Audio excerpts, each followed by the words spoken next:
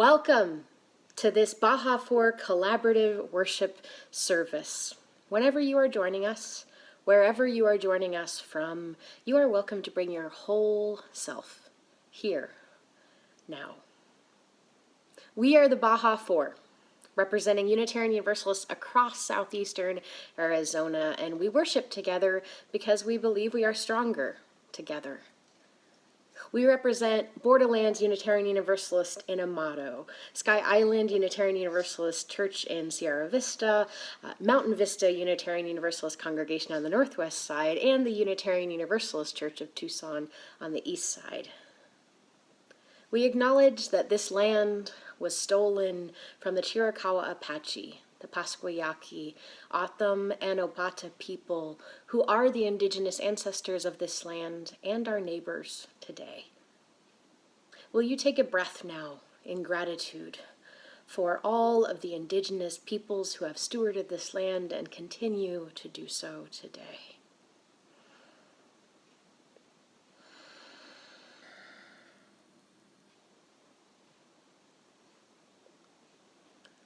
Today is our ingathering, our gathering in of all of our gifts for the service of our congregations, of our Baja 4, and of our shared faith. Today we gather in hope, creativity, wonder, joy, and love. All these things we gather in as an embodiment of our shared faith. Will you take a few seconds with me now of silence? Close your eyes if you wish and ask yourself, what gifts am I bringing to this ingathering? Say that gift out loud if you are so moved, or just say it in your mind and heart.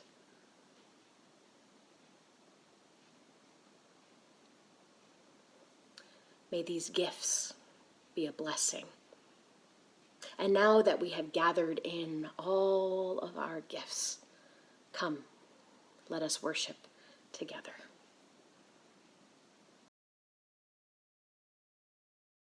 I invite you to light a chalice in your home with these words.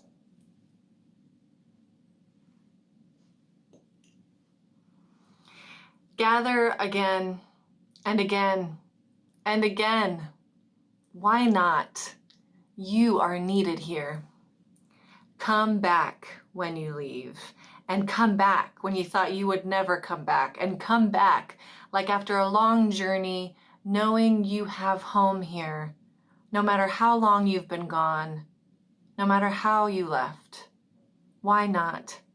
You are needed here. You are needed here to make solid what is cracking and to shake what needs changing. Our roots are made deep by our willingness to go deeper together. So come back, grow deep roots, find something solid, and then shake the ground.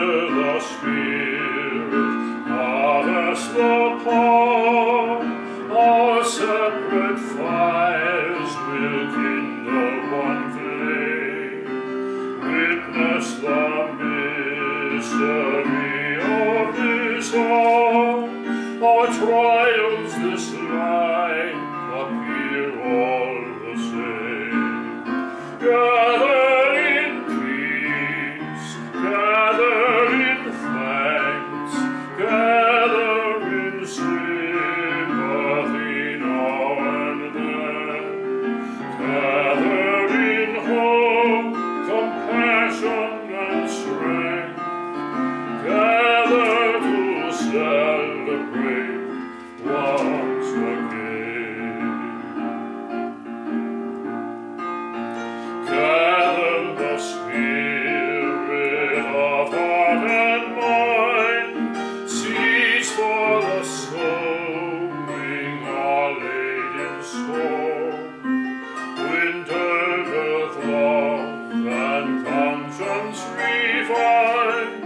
with body and spirit united once more. Gather in peace, gather in thanks, gather in sympathy now and then. Gather in hope, compassion and strength, gather to celebrate once again. Gather the Spirit growing in all, drawn by the moon and fed by the sun, winter to spring and summer to fall, the chorus of life resounding as one. Gather in peace, gather in thanks, gather in sympathy now and then. Gather in hope, compassion and strength, gather to celebrate once again.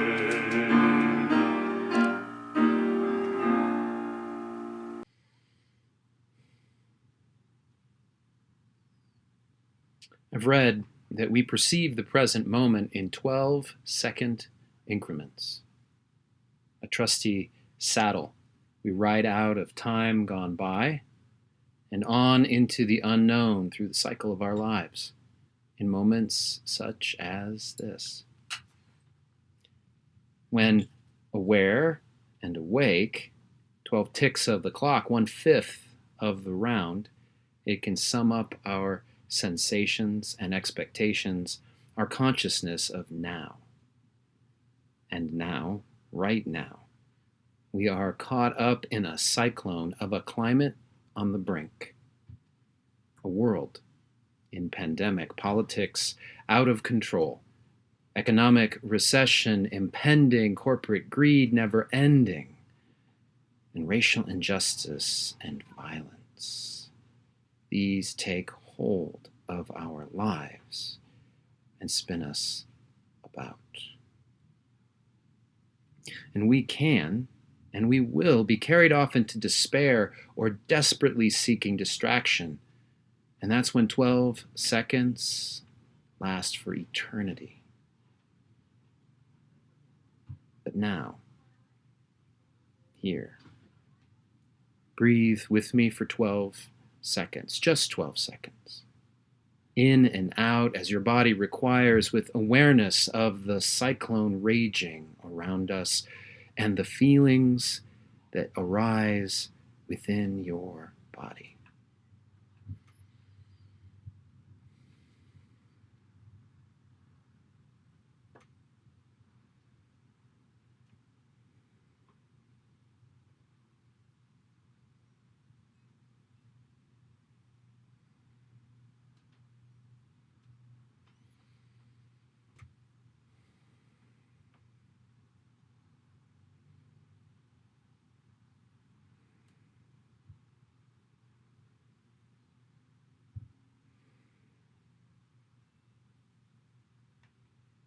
Breathing together is a prayer.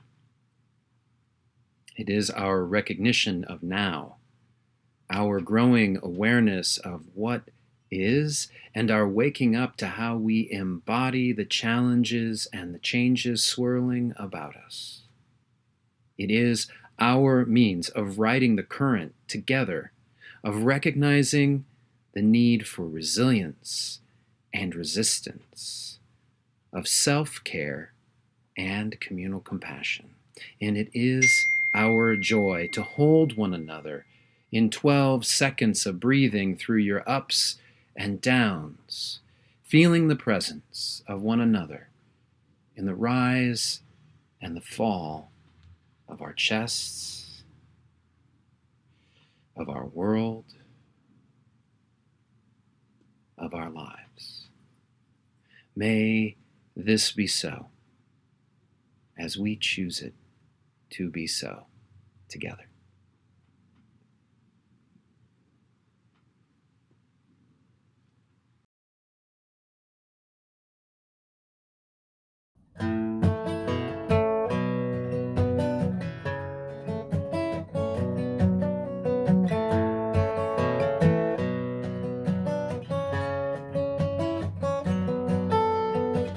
That bird's melody, no words, just sound, your voice a melody. Some days just sound, our story might be one with larger ups and downs. Our story might be more lullaby than talk of the town. Slow, and our seed will start to shake that ground. Slow, and our seed will start to shake that ground. Made a little earthquake when we sent our roots down. Little body take shape and take stock of the town. We made you so say your imprint's gonna be so great. We made you so say that ground is better off that way. Slow, and our seed will start to shake that ground. Slow, and our seed will start to shake that ground. Why don't you try? Don't you try? Don't you try growing? Why don't you try? Don't you try? Don't you try growing? Slow, and our seed will start to shake that ground. Slow, and our seed will start to shake that shake. Make no mistake, you can tear this thing down. Make no mistake, you're an agent to change. Your story might be one that's heard all over town. Your story might be old like water underground. Slow, and our seed will start to shake that ground. Slow, and our seed will start to shake, shake. Why don't you try? Don't you try? Don't you try growing? Why don't you try? Don't you try? Don't you try growing? Slow, And our seed will start to shake that ground. slow, And our seed will start to shake, shake.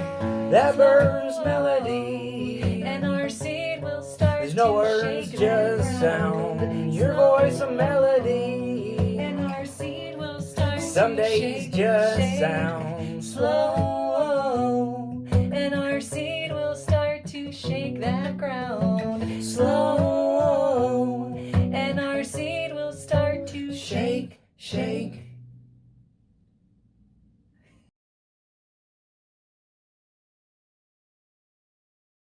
Many years ago, the animals in the great forest decided they wanted to start a school for all of their children.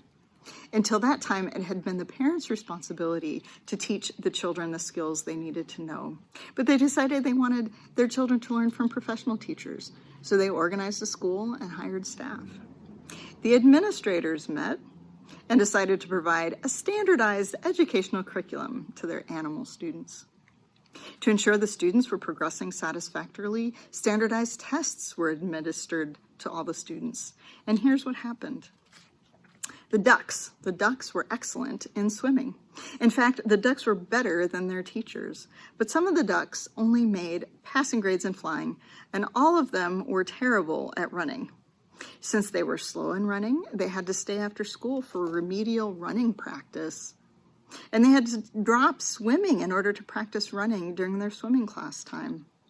This was kept up until all the ducks' feet were very, very sore, and the ducks were so tired that soon they were only average in swimming. But average was acceptable in school, so nobody worried about that except the ducks. In running, the rabbits started at the top of the class, but they did very poorly in swimming. Also, the rabbits insisted on hopping around, and the teachers were concerned about their hyperactivity. So they made the rabbits walk slowly everywhere instead of allowing them to run or to hop. And the rabbits had to come in early every day for a special swimming class. Many of the younger rabbits developed severe fur problems because of the time spent in the swimming pool. The squirrels, however, were excellent in climbing and running. In fact, the squirrels were the best students at climbing the standardized tree, but they wanted to fly by first climbing the tree and then spreading the paws and gliding to the ground. That's the way that squirrels fly. But in flying class, their teacher made them start on the ground instead of at the top of the tree, and the squirrels were not mastering the course material. So every day, the squirrels had therapy, flying therapy. The flying therapist took the squirrels into the gym and made them do front paw exercises to strengthen the muscles so they could learn to fly the right way. The squirrels' paws hurt so much from this overexertion that some of them only got a C in climbing. Some of the squirrels failed climbing altogether. The eagles were definitely problem children. In climbing class, the eagles beat all the other students to the top of the tree, but they insisted on using their own way to get there and were quite stubborn about it. See, the eagles said that clearly it was the goal that mattered, getting to the top of the tree, and not how they got there. So it was okay for them to start on the ground and fly up. But the school psychologist diagnosed them as having oppositional defiant disorder, and a strict behavioral modification plan was developed for the eagles. Now, we can end the story in two ways. The sad way is to say that in some schools, we still make squirrel children learn to fly by flapping their paws and punish eagles for being defiant about their rights to be themselves. But happy to say that in some schools, we enjoy all children for being themselves. Each squirrel is a perfectly wonderful squirrel. Each rabbit is a lovely rabbit, whether or not they choose to hop, skip, roll, or walk. Eagle is allowed to be an eagle, and we encourage each duck to swim, swim, swim, swim, and not worry about learning to run. So the moral of the story, when we try to make everybody the same, no one is happy, and we lose the gifts and the talents that each of us brings from our own unique person. And that maybe in this incredibly unusual school year, for many of us, teachers and students, this year we all feel like ducks trying to learn how to run.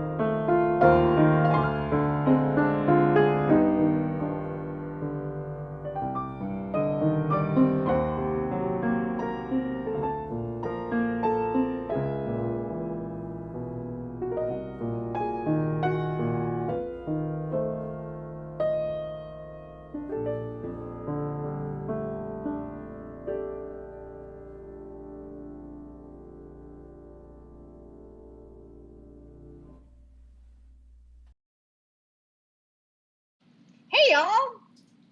It's been a while. It's been a while since we've seen each other, since we've seen them. How are you doing? Oh my God. COVID fine, right? I wonder, maybe we could all share a little bit about something we learned this summer, just to catch folks up. Something that came to mind for me, so in late July, early August, I decided to do an online Buddhist meditation retreat. I studied Buddhism in college, and decided to go back to the center because they're offering classes online that I went to when I was in college, over a decade ago. And I was just so excited about this return to a spiritual practice that I had kind of learned and put on the bookshelf while I was in seminary and immersing in Unitarian Universalism and really trying to find the Christian roots of that. And so I was super jazzed about it. And we rented this Airbnb, and I was there by myself with my dog, and I was just sitting for hours, and it was actually enjoyable. And we talked about loving kindness and metta and all these wonderful spiritual concepts. And then Reverend Matthew, actually, you texted me and said, "Hey, did you know that Border Patrol is surrounding the No More Deaths camp in Arivaca?" It's like, no, I did not know that, because I'm on a Buddhist meditation retreat trying to detach, right? And I went through a deep discernment over, because I needed that retreat. Like, we all needed something, right? And I needed that retreat. I needed that time alone. I needed to just sit and try to not think. But I also realized that I needed to be there in Arivaca as witness, because clergy had been asked to go. So I made the decision to go and witness, and Reverend Matthew, you were there too, and other clergy colleagues were there, and other Samaritans were there, had agreed to go. And I asked my teacher, one of the Buddhist teachers, what should I do? Like, I've got to take the break from retreat. We're not supposed to, but I've got to do this. What should I do? And she said very quickly, well, you show loving kindness to all you meet. And I knew I'd be sitting across from Border Patrol, right? Witnessing whatever they were doing. And I said, well, this will be interesting. And we went. And we sat there in 110-degree weather under a shade that we brought by ourselves across from this checkpoint that Border Patrol had set up along this dirt road on the way to camp. And there were 25 vehicles at any point in time surrounding camp. And Border Patrol was there, at least 4 cars at all times, and a dog was there, getting out occasionally to give the dog a break and Border Patrol to stretch their legs. And I just kept coming back to that feeling of, in one of the metta meditations we were led through, it was the early stage. So we were asked to just imagine that person or that being who shows total love for you, and imagine yourself enveloped in that love. And oh my God, it felt so good. It almost moved me to tears just to imagine it. For me, it was my dog. The way my dog looks at me, like, she has nothing but love for me. And it makes me feel so in the world, present, full. And I started wondering, what makes those Border Patrol agents feel that way? Who makes those Border Patrol agents feel that way? When do they feel totally immersed in love and totally held by whoever or whatever it is that shows them that love? And what would it be like, or how might they then show that love to others? Who do they show that love to already in their life? And what if they were moved to a point where they could show that love to all they meet? I don't think I did a very good job at the work of showing total loving kindness for Border Patrol. It feels like that's like the PhD of Buddhism, and I'm in kindergarten. But gosh, the concept has got me really rooted and deep in my own, what I need and what I need in order to do ministry well in this world, and to be a human well in this world.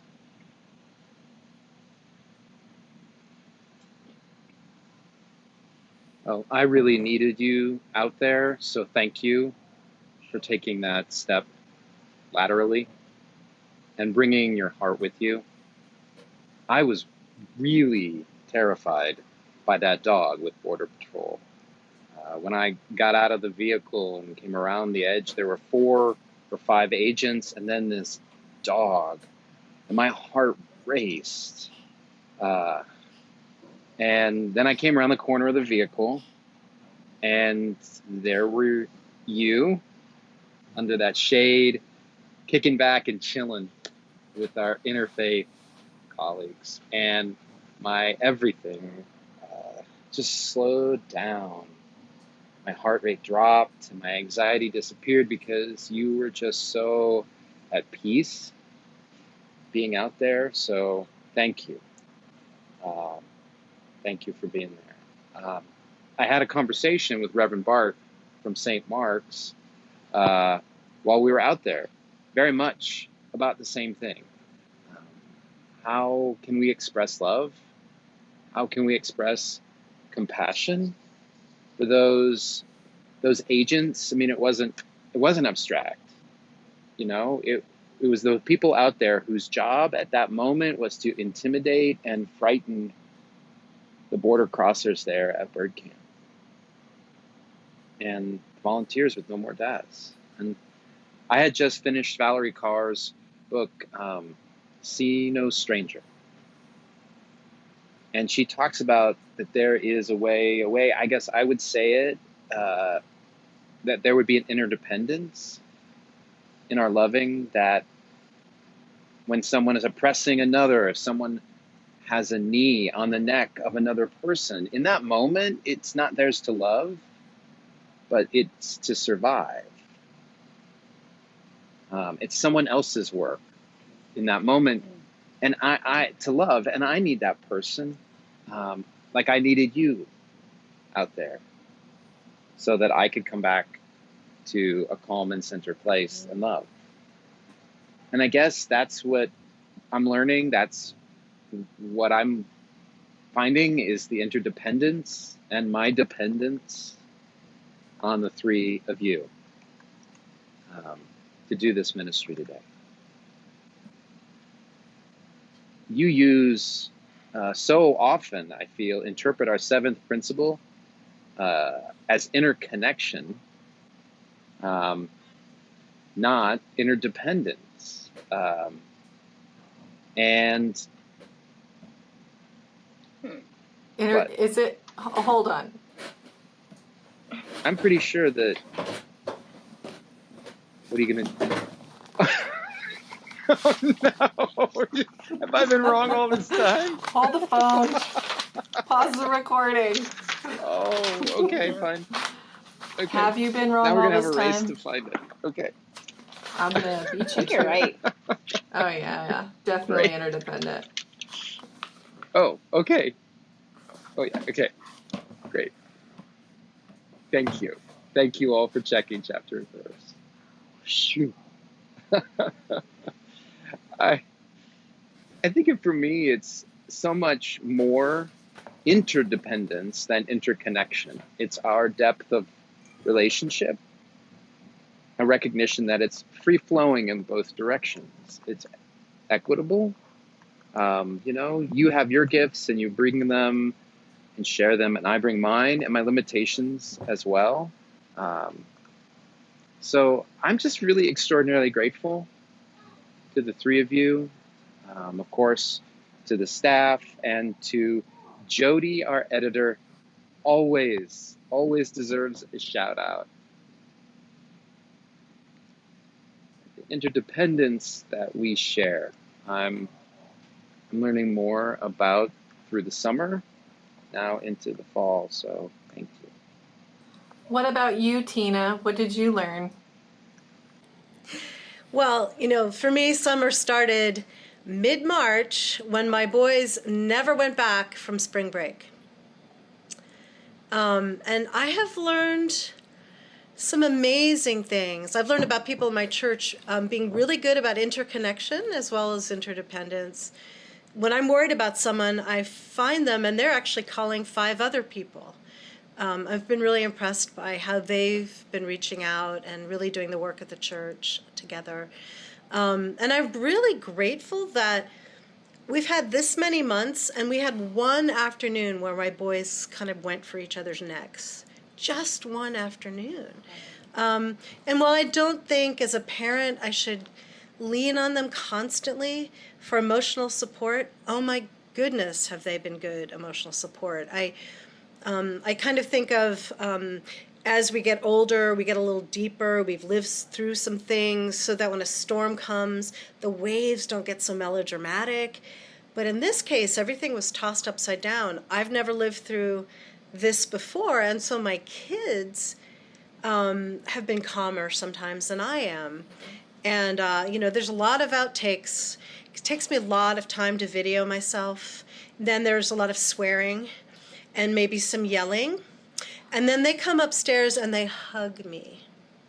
And I've been paying attention to Dr. Sanjay Gupta, who does a podcast on the coronavirus and kids. And he has one really lovely essay called Childhood Interrupted. He looks at the brain and how the hormone cortisol, which we have a lot of in stress, hits your hippocampus so you forget stress and trauma. But it also hits your amygdala, which makes you really emotional, which is why probably it's hitting mine more than theirs, actually. But also there's oxytocin, which comes out when you have a baby or you're touching somebody. It's called the cuddle hormone. And so he talks about, he has 3 daughters. The oldest is 15. They cuddle a lot. They sit together. Well, I have 2 boys. But it's really interesting. The older one, when we're hiking, he goes for walks with us now with our dogs always. And he puts his arm around me and he scratches my back. Now, I'm not allowed to scratch his back, but I'm figuring he's getting some of the good hormone, you know. And then my younger son will hug me if I've done something he really likes, or if I'm yelling and I seem upset. And I'm hoping they're getting a little bit back from that, a little bit of the cuddle hormone, right? But what Gupta has discovered is that kids will be resilient if they're cocooned in that love and that sense of safety, even if they'll have lived through this, but they'll be. And the other thing I've been thinking about is it's an article that came out in 2013. Someone named Bruce Feiler published it in the New York Times, and it's about how if kids know their family history, they tend to face things with more resilience and more self-confidence. And it's really especially good if it's an oscillating family history, not, oh, we did really well or we crashed and burned, but that we picked ourselves up again. And that seems to really help kids be resilient. But my favorite bit of advice is from someone named Suzanne Stabile, who talks a lot about the Enneagram. And on her show, people were calling and leaving messages. And she said, honey, if you call in asking, how can I be a better parent? You are a good parent. So I realize I may not be an amazing parent, but I have really great kids. So I'm enjoying being on this ship with them. And check in 6 months. I'll see how they're doing. But I'm really grateful. How about you, Samantha, now that you have a kid in your life?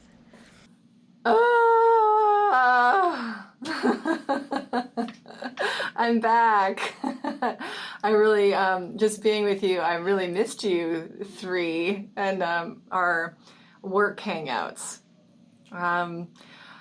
I had a baby, and I guess one thing when I look back on the whole experience, I am owning that my experience of pregnancy. So I've waded into the kind of parent, mommy culture thing, where you start to wonder what kind of pregnancy experience you're going to have.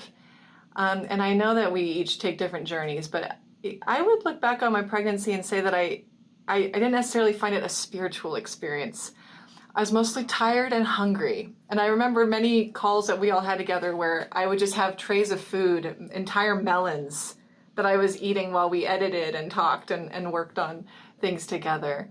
And I remember family saying, oh, you're a minister, you're going to write so many things about your pregnancy. And I come up short. But what I do feel when I look at my summer and what I've learned, 2 particular moments. One is that I get to belong to an incredible congregation. Mountain Vista saw farther than I saw and organized to have 2 months worth of dinners brought to my house, which is just incredible. And I think, each night a new congregant would show up with something that they cooked or something that they had picked up. And I appreciate that they knew before I did what I needed. And so there was an interdependence, Matthew, that I didn't realize I needed. So I appreciate being mentored into that independence, that we had an interdependent covenant together. And then the second moment, people would tell me, like, birth is such a spiritual experience, not mine. And I want to honor all different kinds of birthing experiences. But the spiritual moment for me was, at one point I was in the hospital with just me and my partner, and then suddenly the room was filled with people. And I knew none of them. And I couldn't even see their faces because we were all masked. But there they were, and I was trusting them, and they were helping me do this incredible thing. And then they were gone, just as quickly as they left. And I could feel in myself an interdependence that it didn't really matter who was behind the hospital door. They were going to walk through the door and care for the person behind it. And that meant the world to me. So I'm thinking about the power of interdependence based on our commitment to a principle. They had the principle of no harm and deep care. And they walked in and they impacted my life interdependently. So I'm grateful for interdependence and covenant in our communities, and I'm grateful for interdependence based on our commitment to a principle of interdependence. And then it leads me to end up having this beautiful little cherub in my home who, when she cries, my body physically aches, some parts more than others. And I can't help. I can't help but be interdependent with her. And so maybe there's the spiritual part, the mystery of our interdependence with each other. And what you said, Tina, that she's right now taking in the building blocks of interdependence based on how I nurture her, based on the food I get to eat and feed her, based on the community I get to be part of. So I also end in gratitude for the fact that we do that for each other and that we get to continue doing that together this year.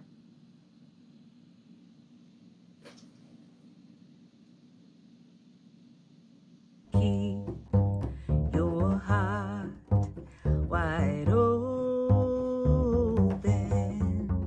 though the waves wanna push you around. You've got to keep your heart wide open till your faith brings you back to solid ground. I'm gonna keep your heart. I'm gonna keep wide open. I'm gonna keep my heart wide open. Though the waves want to push you around. Though the waves want to push me around. I'm gonna keep your heart. I'm gonna keep wide open. I'm gonna keep my heart wide open until my faith brings me back to solid ground. Until my faith brings me back to solid ground. I'm gonna keep your heart. I'm gonna keep wide open. I'm gonna keep my heart wide open. Though the waves want to push around. Though the waves want to push me around.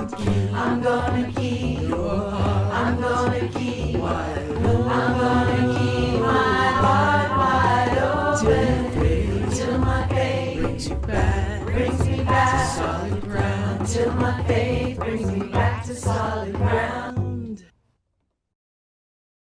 This is how we begin to gather in spirit, bringing our gifts, planting seeds in open hearts, and learning to shake that ground. In the coming weeks, we will continue to gather in spirit as we go on the road and virtually visit each of our Baja 4 congregations.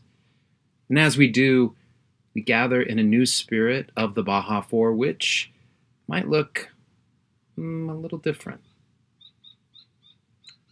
Our Baja 4 brings the gift of interdependence, planting seeds in hearts opening anew and shaking the ground that needs to be shaken in ways that we've never imagined before.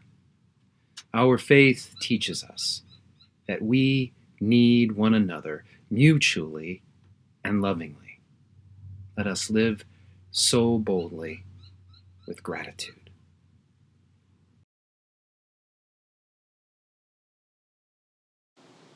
The chalice extinguishing today is number 512 in our Living Tradition hymnal. It was written by the Reverend O. Eugene Pickett, who was president of the Unitarian Universalist Association from 1979 to 1985, and he just died this summer.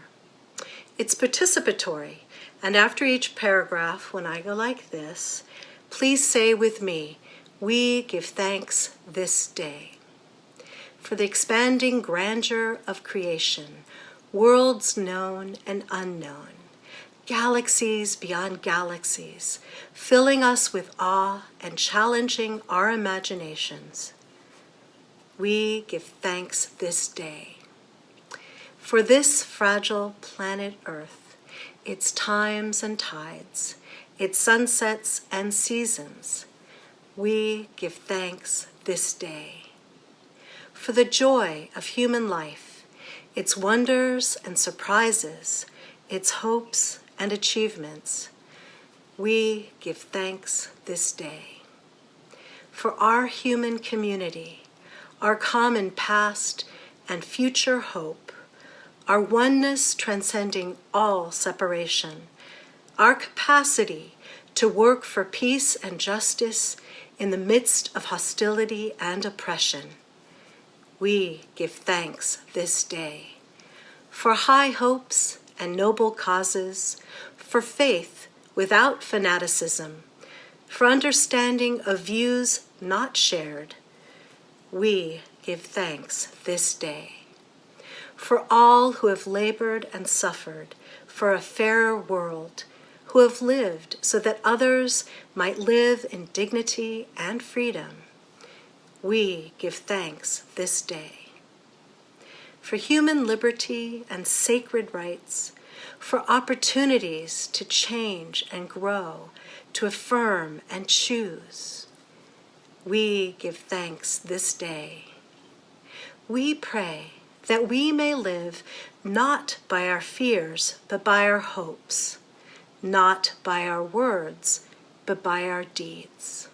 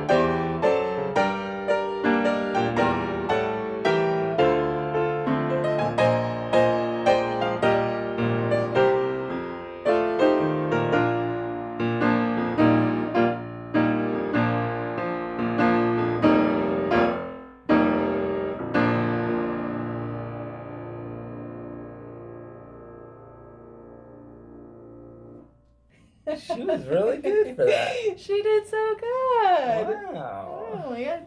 Close up, baby. Glad we used a doll instead of real baby for that. That's smart.